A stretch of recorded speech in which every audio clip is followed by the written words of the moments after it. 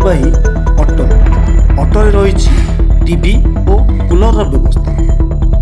ଖରା ଗରମରୁ ଯାତ୍ରୀଙ୍କୁ ଆଶ୍ୱସ୍ତି ଦେବା ପାଇଁ ଅଟୋ ଚାଳକଙ୍କ ନିଆରା ପଦକ୍ଷେପ।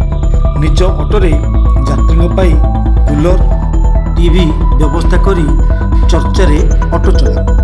ଏମିତି ଦୃଶ୍ୟ ଦେଖିବାକୁ ମିଳିଛି ଗଞ୍ଜାମ ଜିଲ୍ଲା ବେଲଗୁଣ୍ଠା ବ୍ଲକର ଜିତେନ୍ଦ୍ର ପଡ଼ା, ଯିଏକି ଜଣେ ଅଟୋ ଚାଳକ।